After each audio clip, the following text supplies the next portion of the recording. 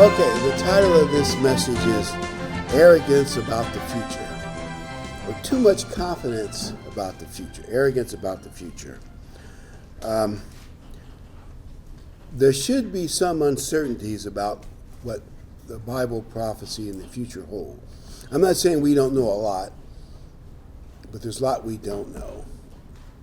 We're not going to go through these scriptures, but when you look at the last part of the book of Daniel, Daniel doesn't quite know what to make of all those dates about the temple being desecrated and Christ coming back.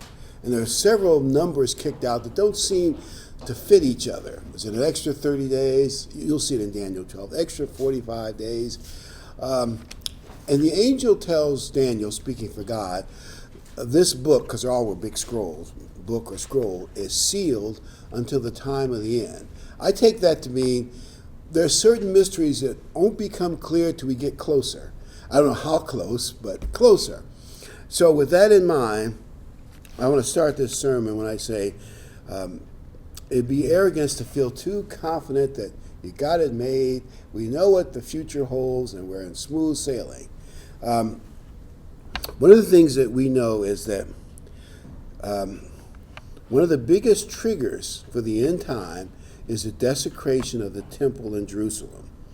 The way it's written up, the man of sin will, or probably be called the emperor of the Holy Roman Empire, king of the north, is going to go to that temple, which is, think about it, it's got to be prestigious, or why would he go? Because there are cathedrals in Europe that are, nice with paintings from Michelangelo on the ceiling. You've seen some of those chapels in Paris and a few other places. So if he's going to go there, it's got to be a spectacular temple, gold-plated like the original was, and one of the wonders of the world, high on the holy mountain, and probably all three religions, Islam, Christianity, and Judaism, saying it's the holiest site in the world, or something close to that.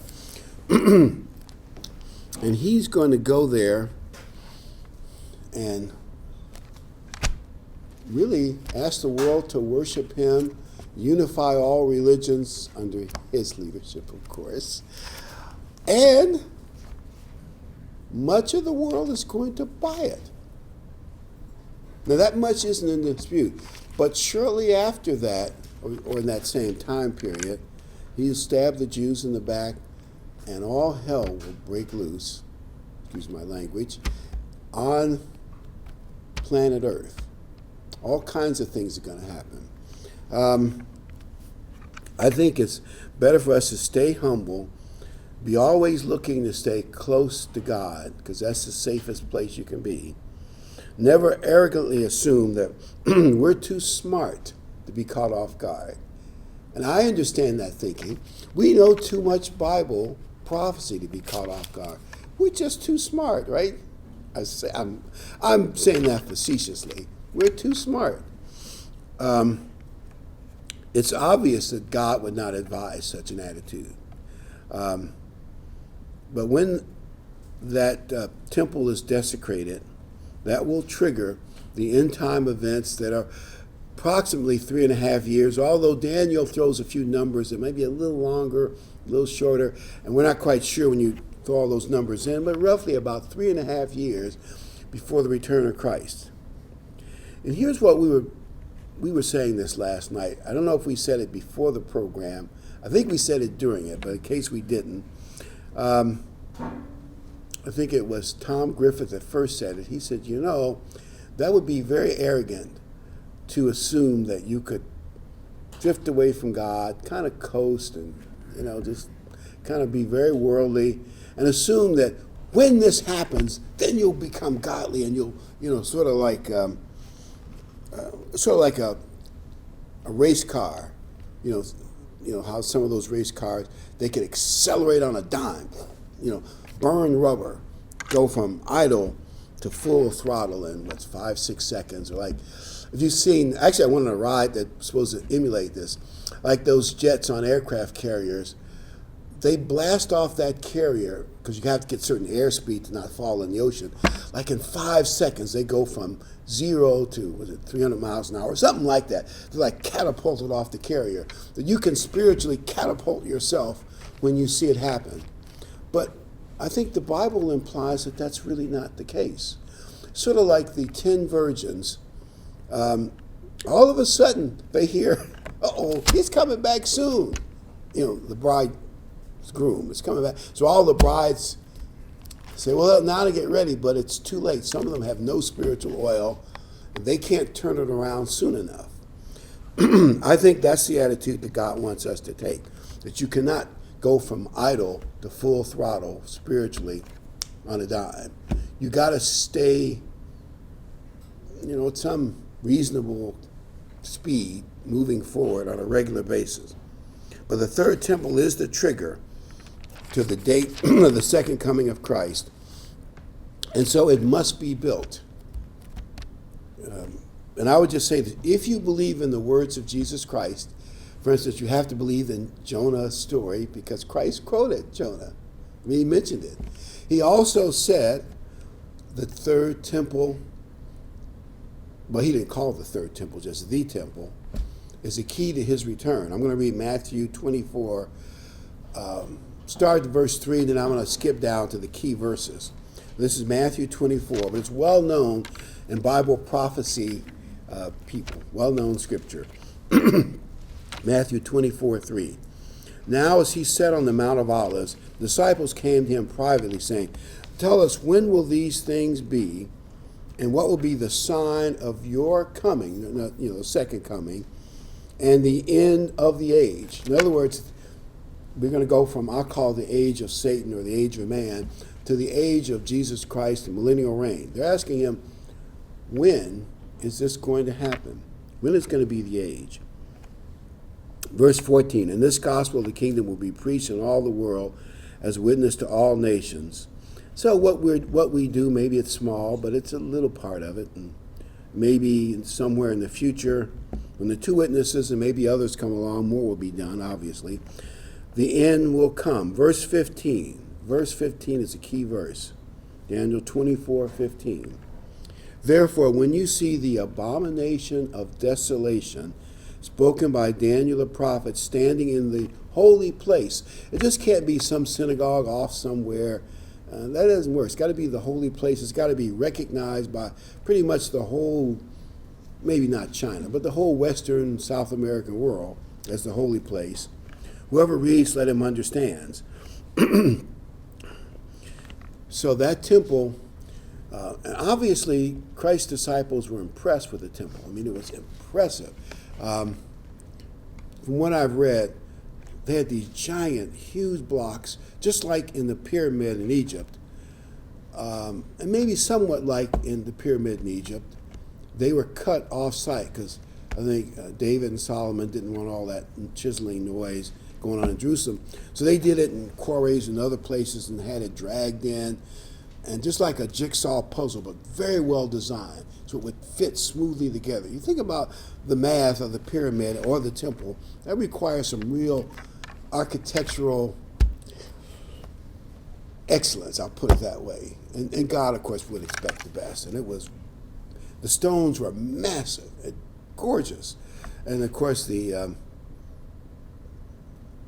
about 4 stories high, the temple, at least the ones described in Ezekiel. There are some variations of what people think it looked like, but that's probably a fairly standard one. And it was all gold-plated and all kinds of expensive silver stuff inside. It was impressive. One of the 7 wonders of the ancient world at one point in time. A very impressive place. So it's a significant building, and that's probably why the emperor of the Holy Roman Empire felt that's where I should be recognized as God. Right? Probably the entrance to the holy place, he'll set up a throne, maybe a couple TV cameras. You can use your imagination. 2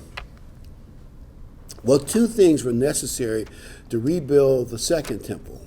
By the way, all the neighboring nations, which did include the Arabs, when you go back to Ezra and Nehemiah and read about it, and some other nations, were against the Jews rebuilding the temple, just like they be now. All the Arab neighbors, not just the PLO, but I can imagine all their neighbors. No, we don't want a Jewish temple. Are you kidding me? Next to Don't Rock? No way.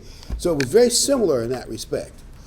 with vehement opposition. Two things were required. One was a strong leader of a superpower, and that was Cyrus. And by the way, one of God's prophets named him that he would do that over 100 years before he did it. In other words, before he was even born. Now people say, oh, the Jews must have forged all those documents. That's kind of hard to prove. We won't go into that argument right now. In other words, by the way, Daniel foresaw the abomination of desolation of the temple like 3 and some centuries ahead of time. You're going to ask yourself, and even name the powers involved, the Persians and the Greeks. How did Daniel know all that? He was in the Babylonian Empire. I mean, that's like us being in 1776 and predicting what's happening now. The only reason Daniel knew is because the message was from God to Daniel, well, and then to the world through his book. But all that was predicted. A strong leader. And of course, the Persian Empire was quite an impressive world empire. And number 2, a strong leader of Judah. And that was Nehemiah. I always liked the line that Nehemiah is famous for. As part of discouraging him from rebuilding the temple and the wall of Jerusalem, they had a lot of inside people inside Judah. And they tried to, I'll call it a suppression discouragement act. They wanted him to hide out somewhere because he was told, this is credible, they're going to assassinate you. They got it all planned. And they wanted him to hide out so they could kind of discourage the people. Nehemiah said, would a man such as me hide from danger? Are you kidding me? He was that kind of guy. I face danger and laugh at it in its face. I mean, we maybe didn't say laugh, but that's implied. In other words, that's the kind of guy he was. You tell him you can't do it, he's more likely to say, stop me. Okay, so I said, maybe we have 2 people like that now. And this part is pure speculation. The temple might not be built for 12 years, 15, 20 years. So this is speculation, but I'm saying it's speculation, so if it turns out to be untrue, you can say, well, you were wrong. And we can be wrong, right? That's part of not being arrogant. You can be wrong. But when Donald Trump moved the embassy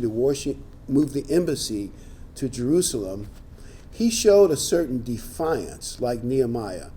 By the way, many other presidents said, because Congress asked them to years ago, to move the embassy to Jerusalem. Many other presidents said they would do it. You all know what happened. As soon as they got in office, all the Arab nations and European nations and advisors here, don't do it. It'll be the world will blow up. The Arab world will kill us. And like, Trump said when he announced he was getting ready to do it, he got all those same calls and pressures, and he just ignored it. He just ignored it. I'm doing what I said I was going to do because I think it's the right thing to do it. And of course, his son-in-law, Jared Kushner, is Jewish, and some of his grandchildren are being raised Jewish. That may have had an effect, too. And I think being a New York businessman, he dealt with a lot of Jewish businessmen. But he has that kind of determination, like Cyrus, of the Persian Empire. And then there's Netanyahu, who is scheduled to be out of office at least by 2022 in Israel. So if he's going to do anything, and that's on the bottom of his wish list. I saw his wish list one day, and I thought, it shocked me, because you see all these regular political things. You see, rebuild the temple? I was shocked. You realize that at least half the Jews are secular. I mean, they're Jewish, and they do keep the Passover, but they're not that religious. They really aren't. They don't keep the Sabbath. Jewish people are unique in many ways, but I'm not going to run them down because they say, who are you? But and they're very talented and famous and all that. But they are secular. They do not want any parts of a temple. So this is not going to be a politically easy thing to pull off. But if there are any 2 guys in the world, on the world scene now who can do it, it's those 2. And when I told that, somebody says, that means you're assuming Trump's going to get reelected? I said, yes. If it's God's will, in spite of headwinds, including a lot of Republicans called never Trumpers, and almost all the media that are against him, and a bunch of other, and the big tech, big pharma are all lined up against him. China, which has a lot of influence in America, is openly rooting against him. Boy, the Chinese would love it if he didn't win. They've already bought Biden once, so believe me, But my point is, I predict he will win. Now, obviously, all that could be wrong, and nothing's going to happen. But he has that kind of determination that if Netanyahu says next year or the year after, hey, what about building the third temple? See, most presidents in America would say, no way, you need American support, and we're not tolerating anything like that. It'll upset our Arab nations, and we're not going for it. But Trump is different. Not only would Trump say, do it, he would say, I'll back you, and he will probably say, I will help you, because he's a builder. I mean, I think he would say that. Let me help you. Now, obviously, I'm speculating. That may not happen. But let's go back to what Christ said about the abomination of desolation. That Daniel, by the way, predicted. I'm going to, this is Daniel 11, verse 32. This is what Christ was referring to. We're only reading some of it, but the key parts. Daniel 11:32. Antiochus IV desecrated the temple. And so how did he do it? How did he do it? Those who do wickedly against the covenant, he shall corrupt with flattery. We don't probably know all the details, but my guess is Antiochus came back from the Roman Empire, forcing him back and realizing that his days of power are numbered. You can read how the Roman Empire forced him back from his invasion of the South.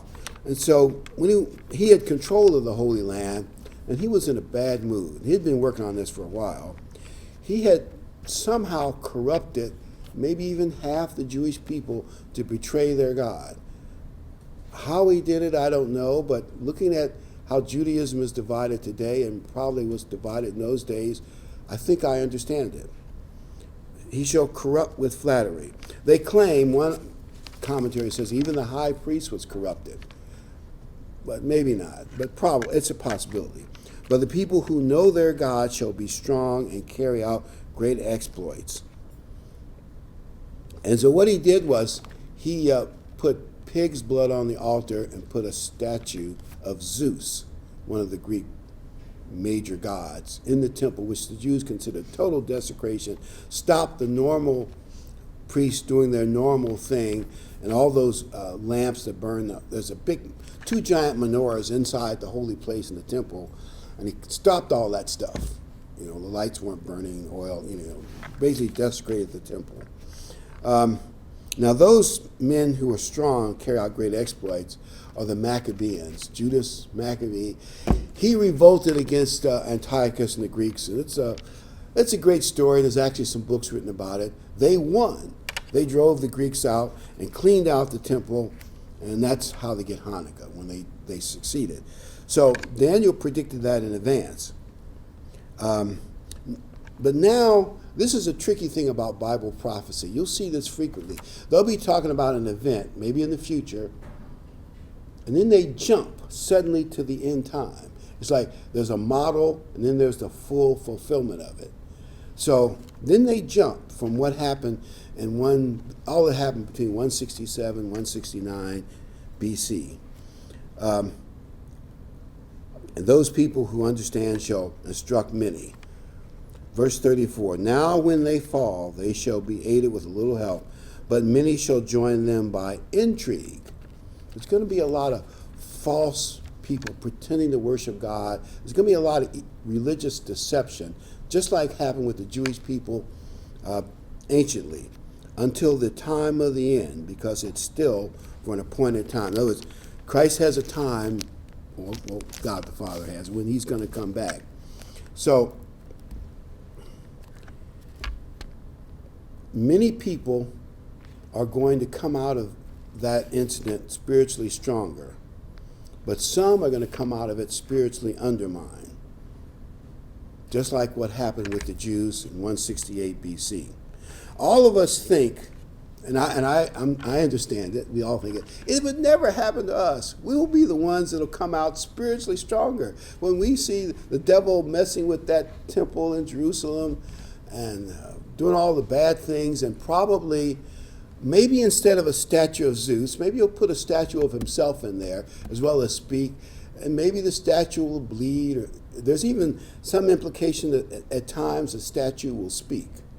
There may be ways that can be done, but we can argue about the details later. But in some ways, he's going to be worshipped there. You're thinking, well, we would never fall for anything like that. But let me ask the question, what if many of the people around you were hailing him as a great leader? They would say, look, he is uniting the world. One government, one religion, all in peace and prosperity and happiness and goodness. Just go along with it. Take the mark of the beast. Cooperate. You know, that might be harder to resist than you think. It might be harder to resist than you think. I know I've told this story before. I'll tell it again about this. He was British, but he spoke German well and been in Germany for years. And he didn't believe in Hitler, but he was in the stadium in 1936, like 60,000, nighttime rally. They were all doing Heil Hitler, which is Hail Caesar. And I guess Caesar is a model. They had these, they call them triumphs. You can imagine Caesar's big triumph when he defeated all his enemies, came to Rome, and Rome went from being a republic to an empire, and he was now the unofficial emperor, and everybody was screaming, Hail Caesar. He said it got to him, and he had to sit on his hands, keep jutting his hand out. Now we all think, well, other people won't influence me. I won't get caught up in it. But how do we know? Maybe we'll be spiritually weak that we will get caught up in it. I'm just saying, don't arrogantly assume I don't have to worry about it. Nobody can influence me. I'm like Jeremiah, stone wall. Nobody can influence me. I might be a little arrogant to consider that. We need to stay close to God because the future could be trickier than we think.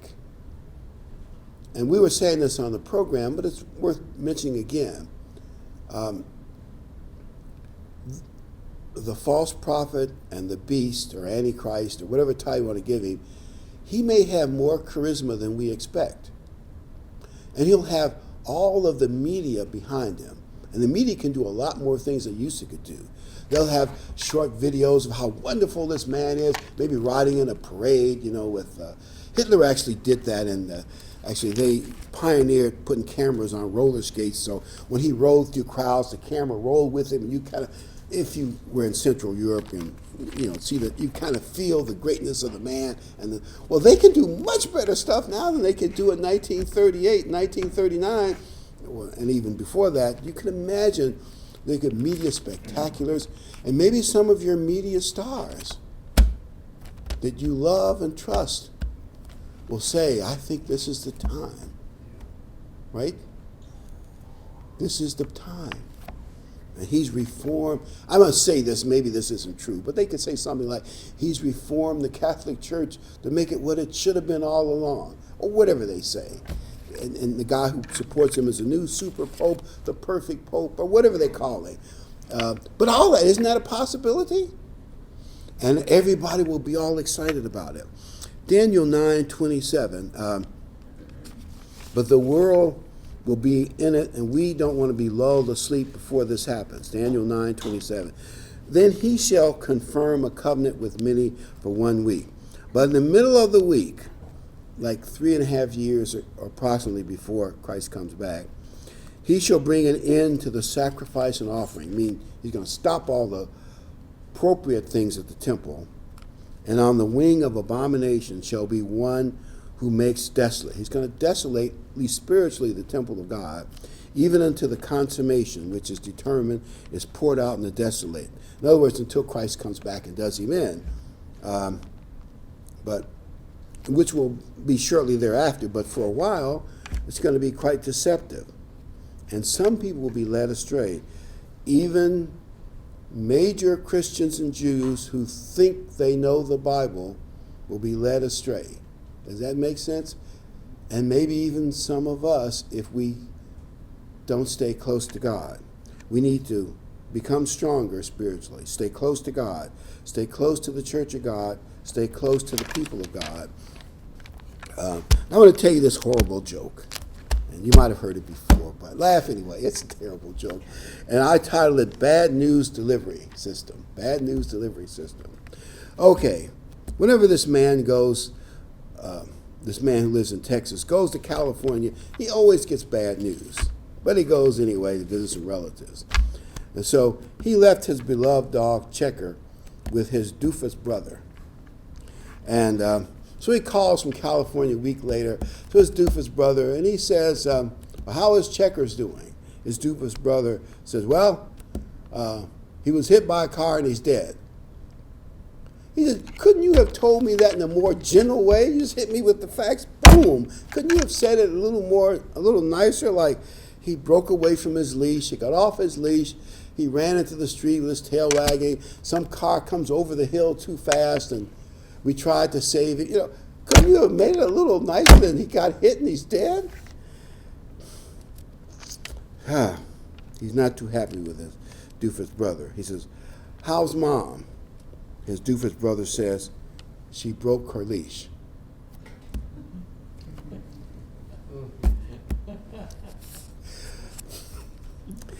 Well, that's what I call delivering the news badly. But what if in the future, the news media, which will have beautiful anchors, both male and female, they really are telegenic, great voices, good graphics, good special effects, and all that positive stuff. And they're supporting this man. It's so wonderful what he's done, and everybody says it.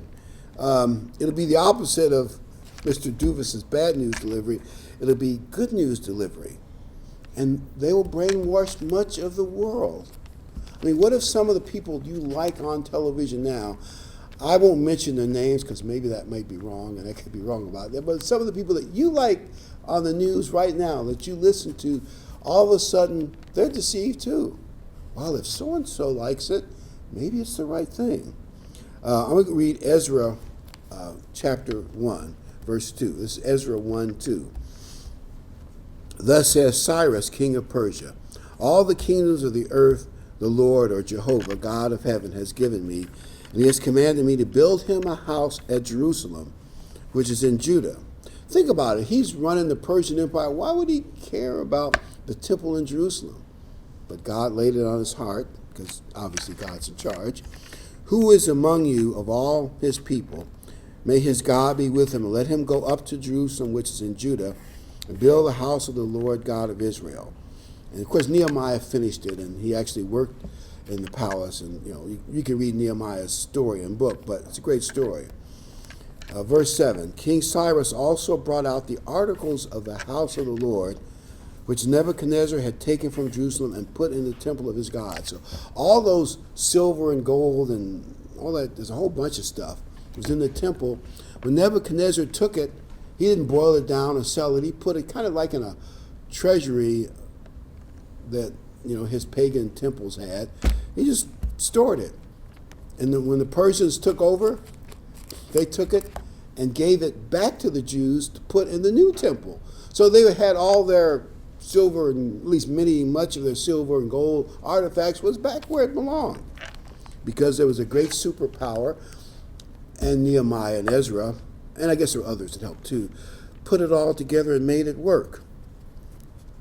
And actually, the Persian Empire helped finance it. When you read it, and the nations around it were really upset. They wrote letters, they're going to rebel against you. It's all a plot.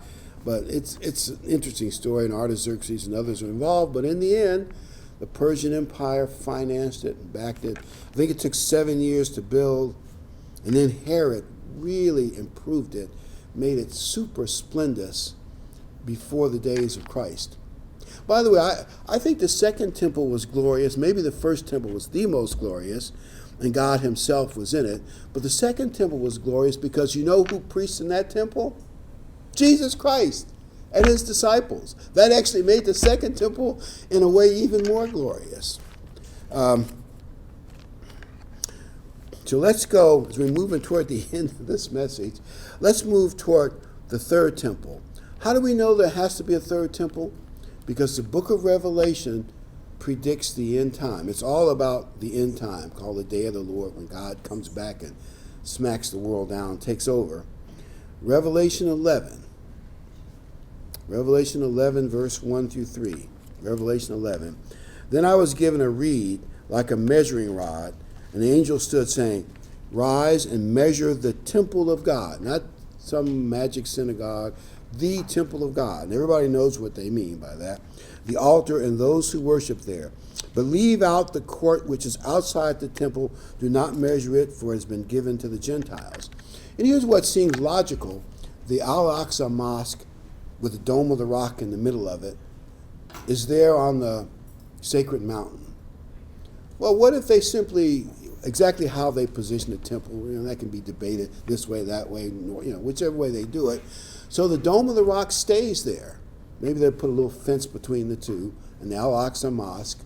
Obviously, the Jewish temple will be higher, which probably won't make the Muslim happy, and gold-plated. It'll be even more spectacular than the Dome of the Rock. But they can then say, all three of the great religions can worship on the sacred mountain.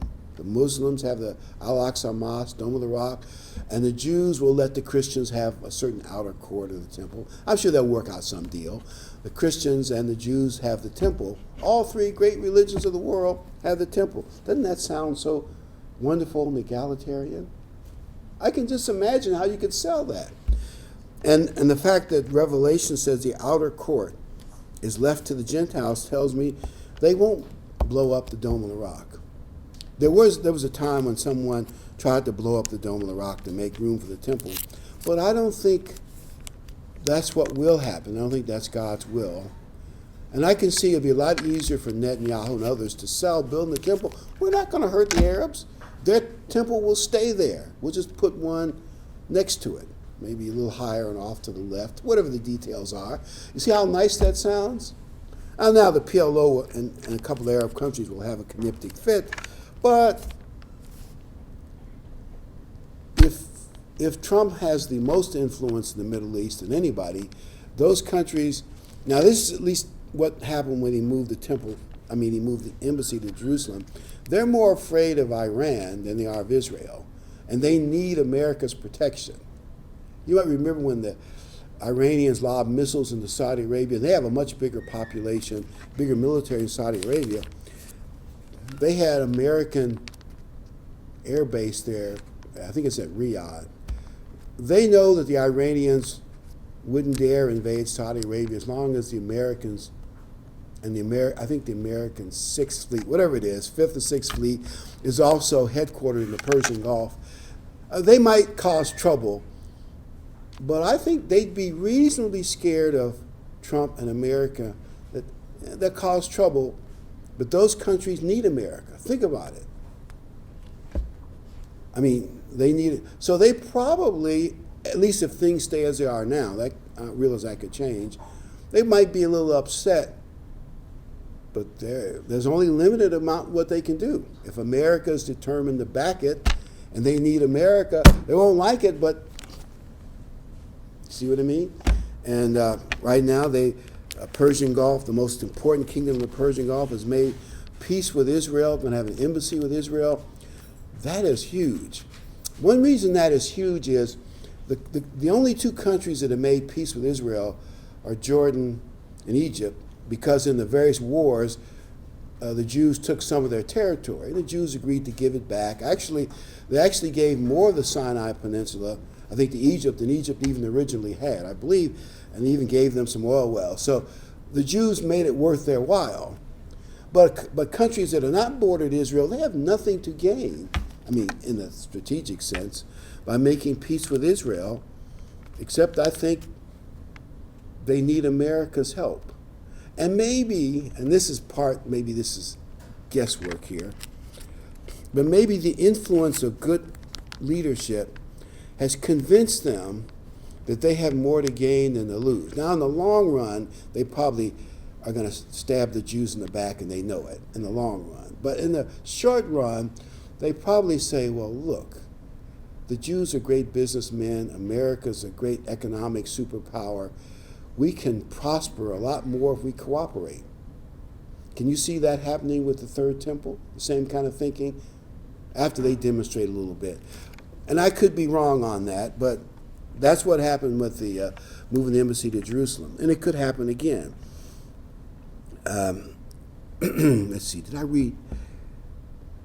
I think I read all that. Okay, Revelation, I'll finish reading Revelation 11. I didn't finish reading it, but the outer courts are given to the Gentiles, and they will tread the holy city underfoot for 42 months. And we don't exactly know what that 42 months are. You put all those numbers together, but they're going to be there at the end time causing trouble. And I will give power to my 2 witnesses.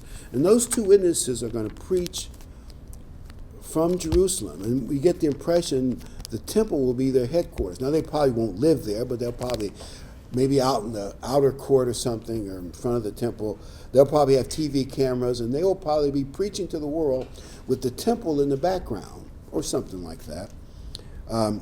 Verse 2, not to be shaken in, oh, wait a minute. I'm switching to another scripture. We're going to 2 Thessalonians 2, verse 2 Thessalonians 2, verse 2. 2 Thessalonians 2, verse 2. Not to be, and Paul is saying, don't be soon shaken in mind or troubled, either by spirit or by word or by letter, as if from us, as though the day of Christ had come.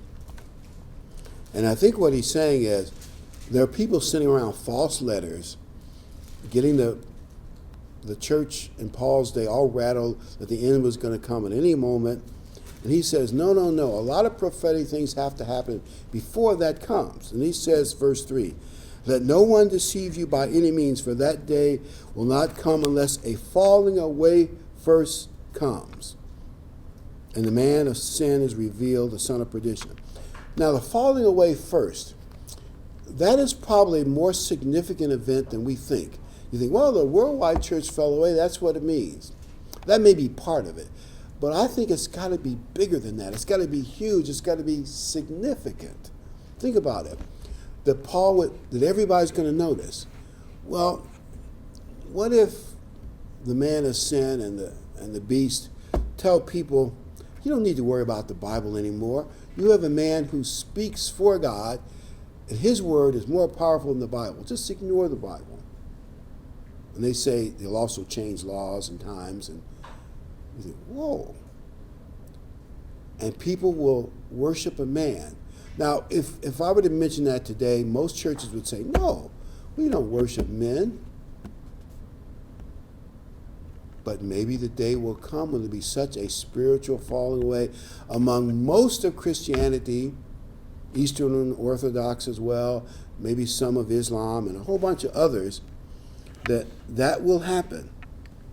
Who opposes and exalts himself above all that is called God, which would include the Bible, or is worshipped, so that he sits as God in the temple of God, showing himself that he is God. Now, obviously, God doesn't recognize it, but if he does, and much of the world does, then it fulfills the prophecy. Christ cannot come until that happens. And many of the people in the media will be useful in selling the world on it. Verse 5, 2 Thessalonians 2:5. Do you not remember that when I was still with you, I told you these things? Verse 8. And then lawless one, meaning against the laws of the Bible, will be revealed, whom the Lord will consume with the breath of his mouth, destroy with the brightness of his coming. The coming of the lawless one is according to the working of Satan. So this guy is going to have all of Satan's backing. Don't underestimate Satan's power. That's why we have to stay close to God. This deception is going to be the biggest thing that Satan has ever pulled off. With all power, signs, lying wonders, and with all unrighteous deception. I have that word underlined. Unrighteous deception. This is going to be big time deception among those who perish because they do not receive the love of the truth that they might be saved. You know, I can see that even in the media today. I get the impression that many people in the media, they could care less about the truth. They really care. It's all about whatever their agenda is, whatever the agenda may be. Pushing socialism, total control of the healthcare system, whatever it is, truth is irrelevant. They twist statistics, leave key statistics out, like police shootings. Actually, I heard this stat. I'd heard it before, but do you know that white criminals are unarmed white criminals are 3 times more likely to be shot by police than black criminals? Shocking stat. I mean, I can believe it. You're going to say, how is that possible? I don't know. I think the policeman might hesitate a little bit because he knows all the ramifications. And that's been true for several years. It's not a new stat. But the media will tell you, and everybody believes the exact opposite.